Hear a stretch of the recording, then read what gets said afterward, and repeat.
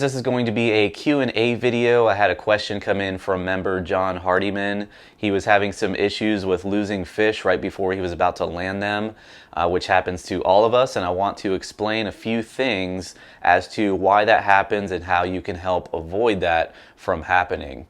So first things first, when you're fighting a fish, especially if you're using braided line, when you get closer to the end of the fight, you've been fighting that fish for a while, that hook has been digging into that fish's mouth, and over time it's going to create a larger hole, and it makes it a lot easier for that hook to pop out. If your line goes slack, or especially right before you're landing that fish, you have the most tension on that line, so that hook is really pushed up against that fish's lip, but there's still a big hole there.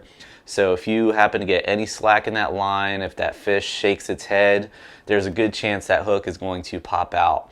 So that's why it's really important to make sure you're using leader when you are using braided line, because that leader acts as a shock absorber. Now, if you do find yourself losing a lot of fish when they start getting closer to the boat, when you're about to land them, some things I recommend is using a little bit longer of a leader. That will give a little bit more shock absorption. Also, bump down the action of your rod. If you're using a medium heavy rod, bump down to a medium action. That will give a little bit more give to your line when you are fighting that fish, and it will put less pressure on that hook that's in the fish's lip, because again, that hole starts to get bigger the longer you fight that fish, because that hook is pulling on that fish's lip. So definitely make sure you are keeping that line tight, and also you have enough give in your rod and also your leader. Now, another factor that can come into play is the type of hook you're using. Take a look at your hook points. There are really two different types of hook points out there a lot of people are not aware of. There's a needle point, or they also call it a pinpoint type of hook, and then there is a cutting point type of hook. The pinpoint or needle point type of hook is the thinnest. It has a very sharp, almost needle-like point on it. And then the cutting point hooks have a very broad type of head on them. It almost looks like a triangle or a pyramid on the top of the head, and that allows for that hook to kind of cut through a fish's mouth, especially fish that have really tough mouths, such as tarpon.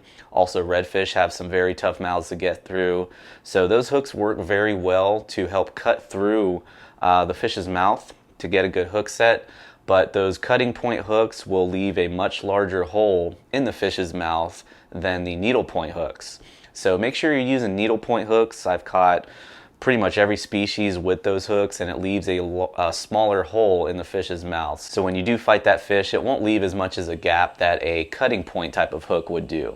Now lastly, the thickness of the hook can play a factor as well. I like to use light wire hooks because they give a little bit, they bend a little bit, but they're not going to bend to the point where they break. If you're using heavy gauge hooks, they're very stiff, they're very solid, and again, it goes back to not having enough give to land that fish. If you don't have enough give, if you have a super heavy action rod and you're using braided line and you have a very short leader and you're using a very heavy gauge wire hook, then you don't have a lot of play there. You're going to end up putting a really large hole in that fish's mouth from fighting them with that hook pulling on their lip.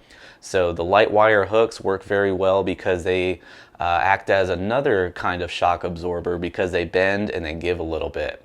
So that will wrap up this video. If you have any questions or comments about this, please feel free to leave them down below. Also, if you have any additional tips you would like to share, please leave them down below as well. Now, if you're having a tough time finding fish and just having really bad days out there on the water, I highly recommend checking out our Salt Strong Insider Club, where we guarantee that you'll start catching more inshore fish in less time. So definitely be sure to check that out. Till next time, thanks for watching, and I'll see you on the next video.